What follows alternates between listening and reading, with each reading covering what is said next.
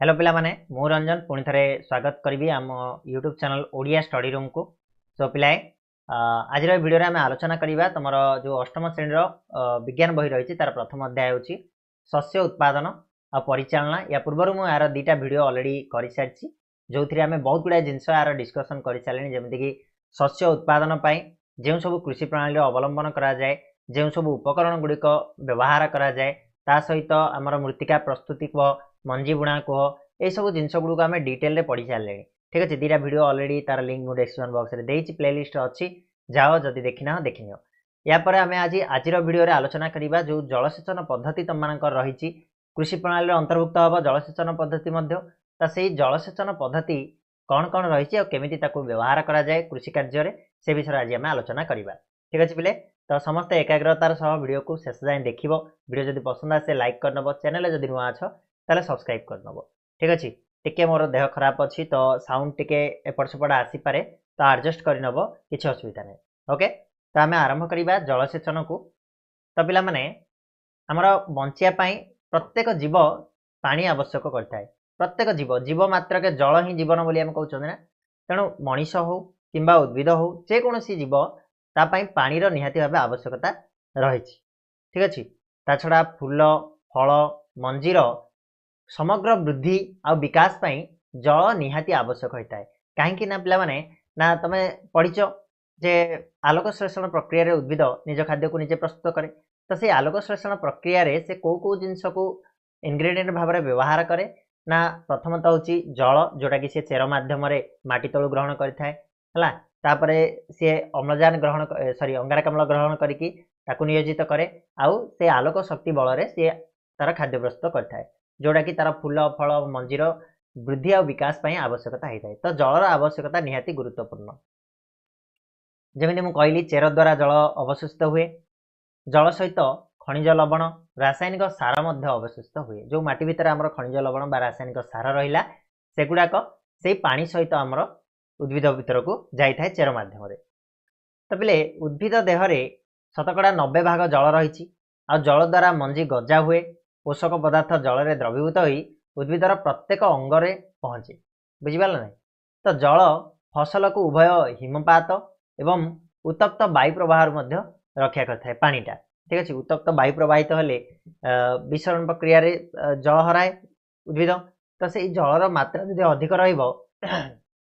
ताले से वायु प्रवाह कौन आमर वृक्षटा रक्षा पाई ना ना से भाया सुस्थ फसल वृद्धि पाई जमीर आर्द्रता रक्षा करने निहाती आवश्यक यह नियमित जलसेचन द्वारा संभव होता है। जदि एवं तुम देख एवं आम धान चाष होती तो आम ठीक भाव में पानी कंट्रोल न करवा ताले कौन हो जमी फाटी से धान फसल रे पानीर अभाव देखा आ जाफल कि धान फसल नष्ट हो संभावना तेणु भूमिर आर्द्रता रहा निहाती आवश्यक आपाई आमको नियमित जलसेचन करवा आवश्यक। ठीक अच्छे वर्षा जदि हो ठीक कथा जदि वर्षा न हो नियमित भाव में जलसेचन आवश्यकता रही। तो पिले निर्दिष्ट समय व्यवधान रे फसल को आवश्यक जल जोगाई देवा को जलसेचन बोली कहा जाए। जलसेचन क्या कहा जाए ना गोटे निर्दिष्ट समय व्यवधान रे अर्थात धरिनिय तुम 3 दिन के थरे हो कि 4 दिन के थरे हो कि 5 दिन के थरे हो भूमिर आर्द्रता धरिकी से जो जमी जो मृत्तिका तार जलधारण क्षमता को धरिकी व्यवधानटा अलग अलग होता है। से गोटे प्रकार व्यवधान हुए तो धान चाष को 2 दिन के थर जल आवश्यक होता है गहम चाष को 3 दिन के थर आवश्यक होता है आखु चाष को सब आवश्यक होता है। ठीक अच्छे तो कार कौ प्रकार व्यवधान थाए समय उपर डिपेंड कर खरा दिन अलग वर्षा दिन अलग शीत दिन अलग प्रकार आवश्यकता पड़ुछि। ठीक अच्छे यहीटा को ही आम कौन कर जलसेचन बोली कहा जाए माने गोटे निर्दिष्ट व्यवधान रे फसल को तार आवश्यकता अनुजाई जल जोगाई देवा को जलसेचन बोली कहा जाए मन रही। पिले फसल मृत्तिका ऋतु अनुजाई जलसेचन समय और मात्रा परिवर्तित हुए जोड़ा मुझे तुम मान कहली जे कौ समय केते दिन रे आम पानी मड़ेबा बा पानी जलसेचन करवा ता छड़ा केते मात्रा रे जलसेचन करवा ता सब डिपेंड कर कौन ना कौ फसल आम कर कौ मृत्तिकार आम कर कौ ऋतु चाष कर। ठीक अच्छे ना जमी खरा दिन जलसेचन मात्रा अधिक हुए कारण कौन मृत्तिका और पत्र अधिक बाष्पीभवन जो जलर आवश्यकता पड़ी था। तापरे तमें गचरे नियमित पानी देवाई जत्नवान होगा दरकार गचरे पानी नदेले गच कौन हो ना सुखिकी मरजी पोषक तत्व मिलबनी बुझीपार ना ना।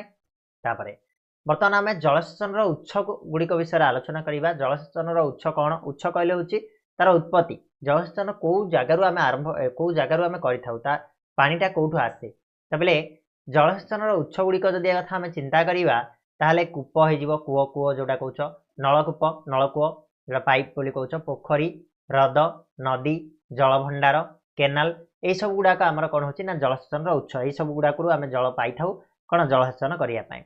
आजिकलिका सब जो नलकूप बोली आम कहीपर जो बोरिंग जगह खोला होची कौन सब नलकूप गुड़ा ठीक अच्छे।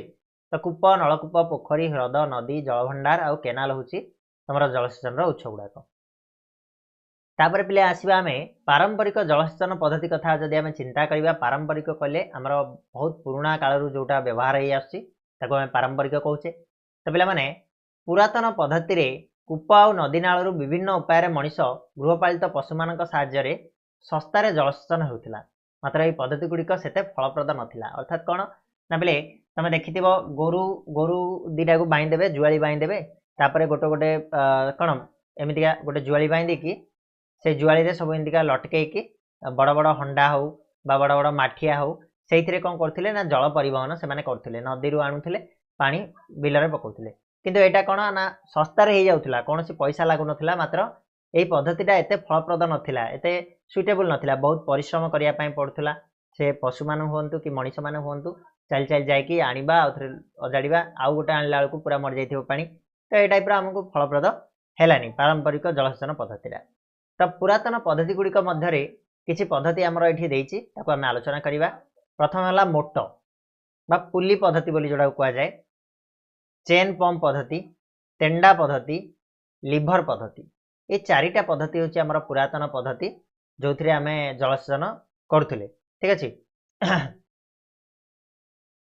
डीजेल जैव गैस विद्युत शक्ति सौर शक्ति चालित पंप सेट जल उठाइबार साहाय्य करे ठीक अच्छे। साहाय्य करुला आगु ना नाई। तो कौन जो पंप गुड़ाक आम पंप सेट गुड़ाक था जोड़ा डीजेल रे चलुची जोड़ा जैव गैस रे चलुची जोड़ा विद्युत शक्ति चलुची सौर शक्ति चलुची से पंप सेट मध्यम आमर जलसेचन कराउथला। जेमिति तेंडा तेंडा तुम देखि नथिबो हुए तो आजिकलिका पिला तुम माने तेंडा देखि नथिबो किंतु आमर घरे माने मो बाबा जे कि सी चाष करती विभिन्न प्रकार पनीपरिया चाष करती। तो आमर जो गोटे अच्छी 2 एकर खंडे अच्छी गोटे जगार से आमर चाष कराए से गोटे कूଅ भी अच्छी और से कूअरे मुझे छोट होती से आमर तेंडा लगी तेंडारे कौन होता ना गोटे पटे भारी जिनस लगी एमतीका गोटे बाउंश बंधा हो गोटे बड़ गछ थी से गोटे एमतीका बाउंश बंधा हो यही जगह किसी ओजन जिनस रखाई ये गोटे दौड़ी एमतीका टणा हो ये दौड़ी ये कौन लगी ना गोटे बाल्टी लगी ठीक अच्छे। यहाँ हूँ कूଅ तो आम कौन करवा ये दौड़टा को टाणी टाणी टाणी टाणी नहीं आसिले ये जो बाल्टी कूअरे बाल्टीटा बुड़ेबा तापर आम धीर स्थिर भाव में छाड़िले ये जो ओजनटा थी या तलू झिकाड़ ये ऊपर को चली आसो तापर आम कौन करवा ये नाल थी गोटे ये गोटे कुंड टाइप रही आम अजाड़ा धीरे धीरे नाल सहायतार सी कौन करवा ना बिल को जीव ठीक अच्छे। ये टाइप तेंडा थिला बुझीपाल ना। तो ये सब प्रक्रिया व्यवहार करा जोगुड़ाक बर्तमान लोप पाईगलानी तुम देखिपार ओके। तो बर्तमान आम जा आधुनिक जलसेचन पद्धति जो तुम सुपरिचित अच्छा आधुनिक जलसेचन पद्धति। तो बोले आधुनिक जलसेचन पद्धति कम जल व्यवहार हुए बहुत कम परिमाण रे पानी व्यवहार होता है। ता भीतर मुख्य पद्धति गुड़िक है स्प्रिंकलर पद्धति आ गोटे है बुंदा पद्धति ठीक अच्छे। जो मुख्य पद्धति कथा कहवा कौन ना स्प्रिंकलर पद्धति आ बुंदा पद्धति। तो प्रथम आम देखा स्प्रिंकलर पद्धति कौन और केमिति तार द्वारा जलसेचन आमर हुए। तो स्प्रिंकलर पद्धति बा छिंचा पद्धति कहुए। तो बोले पर्याप्त जल पाउन असमतल स्थान में यही पद्धति जलसेचन कराई थाए ठीक अच्छे। माने जो असमतल स्थान बोली कहवा आम अर्थात कौन ना आबड़ा खाबड़ा हो जोटि कि पानी पूरा मनकर धन्य आम नाल करके गोटे छाड़िले गोटे बिलटा को से उच्चा नीचा अच्छी तो यही नीच जगह जाक जीव कि उच्च जगह को जीवनी पानी ठीक अच्छे। से भाया जगार आम कौन होता है ना ये जो छिंचा पद्धति बा स्प्रिंकलर पद्धतिर व्यवहार कराए जो लंबा पाइप रे निर्दिष्ट व्यवधान रे घूर्णायमान नोजल खंजा जाए। घूर्णायमान नोजल कहले कौन तुम ये देखिपार चित्रटा देख बुझीपार ये देख किसी लंबा लंबा पाइप लगाई ना नाई ये गोटे पाइप पूरा बड़ पाइप लगाई पद्धति पानी से भीतर को जीव तापर ये गोटे गोटे नोजल लगाई जोटा कि घूरू थाए बिल्कुल घूर चारिआडे। तुम जदि देख स्प्रिंकलर पद्धति मार तुम यूट्यूब रे पलि आस तुम देखदेव ठीक अच्छे। तो लंबा पाइप रे निर्दिष्ट घूर्णायमान नोजल खंजा होता है आ पंप साहाय्य जल मुख्य पाइप दे गति करने समय घूर्णायमान नोजल द्वारा वर्षा हेबा भली छिंचाड़ी होई पड़े। ठीक अच्छे, ये जो पंप मोटर लगेला परे आमर जो बिल में कौन होता है ना ये जो पानी गुड़ाक छिंचाड़ी होकर सब वर्षा जमी होती सेमिका चारिआडे सामान भाव में से पड़ी था। ठीक अच्छे, आ बालिया जमी ये पद्धति एकांत आवश्यक। बालिया जमी यही पद्धतिटा निहाती गुरुत्वपूर्ण बालिया जमी। ठीक अच्छे, कौटा छिंचा बा स्प्रिंकलर पद्धतिटा। ओके, देखिपार ना चित्र किसी अच्छी मोटर अच्छी गोटे मेन पाइप जाइए, मेन पाइप रु किसी छोट छोट पाइप बाहर। ठीक अच्छे, उच्चा पाइप जो नोजल लगाई जोटा घूर्णायमान नोजल। ओके, वर्षा हला भाया पानी पड़ो। तापर पे आसवा आम कौटी की ना बुंदा पद्धति पर आसवा। बुंदा पद्धति कौन से कथा आलोचना करवा। देख ये जो पद्धति रहा बुंदा पद्धति ए जल बिंदु बिंदु हो उद्भिद मूल पड़ी था। ठीक अच्छे, बिंदु बिंदु होकर छोट छोट छोट छोट बिंदु बिंदु होकर मूल पड़े, एणु यहाँ बुंदा बा ड्रिप जलसेचन पद्धति कहुए। ओके, जेहेतु बिंदु बिंदु होकर ये गछ मूल पड़े तेणु यहाँ बुंदा पद्धति बा ड्रिप जलसेचन कहुए। फल गछ बगीचा अन्य गछ मूल जलसेचन यह एक उत्कृष्ट प्रणाली बोली धरा जाए। ठीक अच्छे, कौटा ये जो बुंदा पद्धतिटा आमर फलमूल गछ हो बा बगीचा हो बा अन्य अन्य गछ मूल जलसेचन यह एक उत्कृष्ट पद्धति। अधिक परिमाण जल नष्ट हुए, जल आदम नष्ट हो न था। डायरेक्टली आम जो दरकार से पानीटा आम जा पड़े, माने गछर मूल हिं दरकार, गछर मूल हिं आम जा पड़े। जल अभाव थी अंचल ये पद्धतिटा बेस उपादेय होता है, माने जो पानी मिलू न खूब कम परिमाण में पानी थी ताले यही पद्धति से कौन कराए ना आम बुंदा जलसेचन प्रक्रिया कराई था। तुम ये देखिपार गोटे मुख्य पाइप जाइए, से पाइप लाइन कौन हो ना गछ मूल गोटे कणा थी से गछ मूल डायरेक्टली ड्रिप ड्रिप हो पानी पड़। बुझीगला।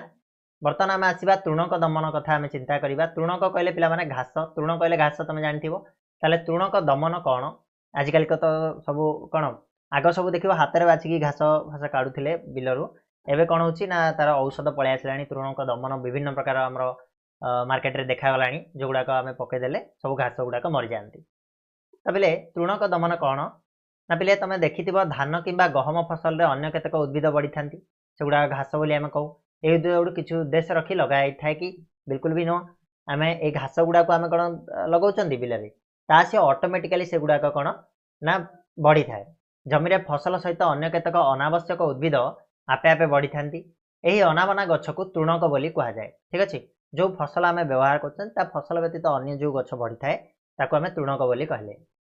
एगुड़ी को जमी निर्मूल करने को तृणक दमन बोली कहुए। ठीक अच्छे, निर्मूल अर्थात पूरा उपाड़ी फोपाड़ी दवा बा पूरा जमी नष्ट करदे ताको आम तृणक दमन बोली कहू। तो पे फसल में तृणक दमन एकांत जरूरी होता है, नचेत एगुड़िक बढ़ी जल पोषक स्थान आलोक फसल सहित प्रतियोगिता करी फसल वृद्धि में बाधक साजिता। आम देख बिलरू कहीं आम घास बाछू बा घास काढ़ू, घास थिले कौन असुविधा, घास थिले बहुत बड़ असुविधा हुए कहीं ना आमर जो आम धरनियंतु गोटे बिल में बा गोटे जमी आम कौन कले ना कि खत माटी सार पकईले आम रासायनिक सार पकईले सेगुड़ाक कौन कर ना आम फसल जी परिमाण में नब ताठू अधिक परिमाण किए नहीं ये जो तृणक गुड़ाक नहीं, जो घास गुड़ाक नहीं आने अधिक शीघ्र बढ़ती आउ खूब शीघ्र एम वंश विस्तार करती। तेणु आमर तृणक दमन निहाती जरूरी हो जाए जदि आम भल फसल पाइबापी चाहूँगी। ता सहित प्रतियोगिता करी सी सब जिनस खाई आम फसल को किसी मिलबनी। केतेक तृणक फसल अमल में बाधा सृष्टि करती आ प्राणी और मनुष्य मानी विष बड़ी काम करते। किसी घास एमती अच्छा जो गुड़ाक फसल बाधा सृष्टि करती आ मनीष प्राणी मान विष सदृश काम करती। ठीक अच्छे, ताले पिले कृषक मैंने विभिन्न उपाय तृणक दमन करे। जमी आम जदि किसी जिनस देखिपर ताल आमर मंजी बुणा ठू नहीं कि सब प्रकार जो मंजी बुणा पूर्व आम जो जमी प्रस्तुति हुए, जो मृत्तिका प्रस्तुति हुए से कौन करा जाए ना हल कर सारिया पर उपाड़ी से जो घास गुड़ाक बाहर करा जाए बा ताकू पानी रखिकी खत कर दि जाए, ये गोटे गला तृणक दमन। द्वितीय पुणी किसी रासायनिक सार आम प्रयोग कर बाछुंट ना ये सब जिनिस प्रक्रिया ताले कौन से प्रक्रिया गुड़ाक देख मंजी बुणिया पूर्वर एगुड़िक हल द्वारा उपड़ी जाती और सुखी माटी मिसी जाती, ये गोटे प्रक्रिया। फूल आ मंजी धरिया पूर्वर एगुड़ी दमन करने दरकार। हाथ में उपाड़ी बा खुरुपी कि मंजी ड्रिल जंत्र द्वारा रासायनिक पदार्थ तृणक मारी एगुड़ी दमन कराए। ठीक अच्छे, आम कौन हाथ में उपाड़ी हो बा कोड़ी रे हाणिकी हो बा ड्रिल जंत्र व्यवहार करिकी हो बा रासायनिक पदार्थ को प्रयोग करिकी हो आमे तृणक मारी दमन करवा दरकार। उदाहरण जदि 2,4-D बोली गोटे अच्छी आम तृणक दमन से द्वारा होता है 2,4-D बोली गोटे आम गोटे मिलूँ कंडा रासायनिक पदार्थ तृणकमारी पदार्थ जोटा आम जल द्रवीभूत कराए सिंचन जंत्र साहाय्य सिंचन करी तृणक दमन कराए। एबे तुम घर मानक आनी बापा हरिका पचार कहीदेवे से ओके। तापर पिले ये गोटे जिनस देख सिंचन कर व्यक्ति पर तृणकमारी किसी कुप्रभाव पकाए कि निश्चित भाव पड़ो ना नहीं जदि जेहेतु गोटे रासायनिक पदार्थर किसी ना कि सैड इफेक्ट थाए तो तृणकमारी प्रभाव निहाती पड़ो ताठू बचापी आमको विभिन्न प्रकार जो सेफ्टी जिनस गुड़ाक अवलंबन करने पड़ो ठीक अच्छे। तो कौन ये क्षति करे देख ना तृणक बढ़ुवा अवस्था एवं फूल और मंजी धरिया पूर्वर तृणकमारी प्रयोग कराए यह कृषकर शरीर उपर पड़े तार क्षति करे तेणु जत्नर सह यह व्यवहार करने दरकार और सिंचन करने पूर्व कपड़ा द्वारा नाक पार्टी को घोड़ाई देवा दरकार जोटा कि मास्क व्यवहार करवा आम नितांत जरूरी हो पड़े। बुझिला पिला माने ये गला तृणक दमन। आम नेक्स्ट आसवा अमल उपरकू अमल केमिति करा जाए और कौन को प्रक्रिया तापाई केतेबेले हुए से विषय आम जानिबा। देख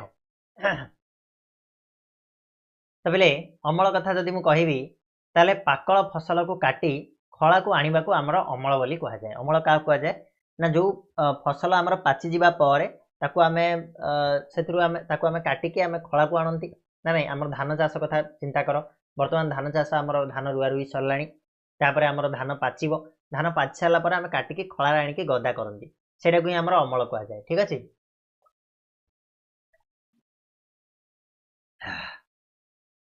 तापर पिले फसल गछ को उपुड़ा जंत्र बा फसल कटा जंत्र ठीक अच्छे से उपुड़े हो किसी एमती फसल अच्छे जो मान उपुड़ा पड़े किसी एमती जंत्र फसल अच्छे जोड़ा को आम काटापी पड़े हार्वेस्टर बोली जोड़ा कहते फसल कटा जंत्र द्वारा मूल ठार 3-4 सेमी ऊपर को आमर काटी जाए ठीक अच्छे। देख राशि पेशी एगुड़ा को आम उपुड़े आनिकी बाड़े आम फसल कर काटिले चलो सेमती किसी असुविधा ना कि धान को आम काटिकी आनुन 3-4 सेमी छाड़ी जोड़ा नड़ा छाड़ देकी आम काटिकी आनती ना नहीं से भाया शस्य जातीय फसल को पवन में उड़ाई अगाड़ी आ धूस अलगा करा जाए। कंबाइन नामक मेसीन द्वारा आजिकल उभय धान काटिबा आ उड़ाइबा कार्य हो पार्छ ऑटोमेटिकली कटा हो सांगे सांगे उड़ीकी सांगे सांगे ये कि पळाई आसीबो ठीक अच्छे। एटा को जंत्र द्वारा हुए ना कंबाइन द्वारा तुम ये देखिपार जंत्रटा किसी ये थाए कंबाइनटा सी धान काटी काटी जीव आठी कौन हो ना मली मली पलैब मली जाकि एपटे आसिक उड़ेकी तार गोटे साइड थी सेपटे बाहरी पड़ो धान आमर फ्रेश धान बाहरी पड़ो ओके। तबले फसल कटा सरिया पर जमी मूल रही जाए और केतेक चाषी यहाँ पोड़ी दियंती फल प्रदूषण हो पारे और निकट थी फसल में निया लगी क्षति होवार संभावना रही देखा जाए आम उत्तर प्रदेश पंजाब और हरियाणा एपटे तुम जो जीव ताले से कौन करती ना नड़ा को पोड़ी दियंती जहाद्वारा आम प्रदूषण बहुत देखा जाए। उत्तर प्रदेश रू वायु कौन होता है ना दिल्ली आड़े जाए तेणु दिल्ली में तुम देख शीत दिने पूरा फग माड़ी जाए जो आमर टोटाली निश्वास नापी आम माने असंभव हो पड़े एत प्रकार प्रदूषण से आमको देखा जाए ठीक अच्छे। तबले अमल होइथिबा दाना को कुला बा मेसीन साहाय्य उड़ाई अगाड़ी अलगा करी मंजी संग्रह करने को विनोइंग बोली कहा जाए। विनोइंग क्या कहा जाए ना अमल जो है से दाना दाना अर्थात मनकर धान अमल आम कले तो धान गुड़ाक रहा से धान को आम कुला हो बा मेसीन साहाय्य आम उड़ेकी ताठू अलगा अगाड़ी अलगा करवा आ मंजी संग्रह करने को आम विनोइंग बोली कही था। विनोइंग क्या कहुए बोली पचार ताले एटा तुम कह बुझेगा ना नहीं अमल कथा जान लो अमल कौन जान लो अमल केमिति करा जाए जान लो। बर्तमान आम अमल उत्सव कथा चिंता करवा अमल समय आम भारत हूँ गोटे उत्सव मुखर देश आम ओडिशा कथा कहवा जदि ताले ओडिशा रे 12 मास 13 पर्व जोड़ा कहते आम ठीक अच्छे। ताले जो अमल उत्सवटा पे भारत में सब जगह मना जाए खाली आम ओडिशा नुह ओडिशा बाहर या सेलिब्रेट करा जाए ताले से अमल उत्सव केबे और कोठी हुए केमिति हुए से कथा आम देखिबा।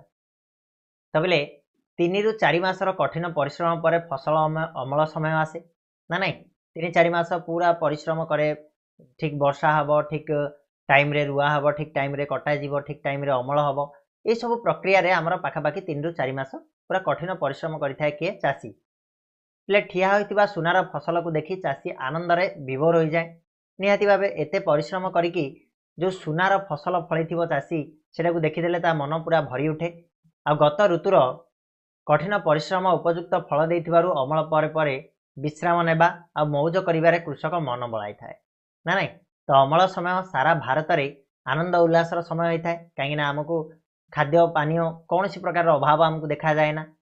जहाँ भी पिला माने कृषक माने बाकी बकर करथिबे से अमल समय बिकिकी सुझी दियंती तो बहुत खुशीर समय सेटा। आ यही समय आमर कौन हुए ना पोंगल यात्रा बैशाखी यात्रा होली दिवाली नुआखाई जो नवान्न भक्षण बोली कह जाए बिहू आदि पर्व आमर पालित हुए अलग अलग स्टेट रे अलग अलग प्रकार ना रे यही जो अमल उत्सवटा पालित होता है बुझिपाल ना नहीं अमल उत्सव कौन।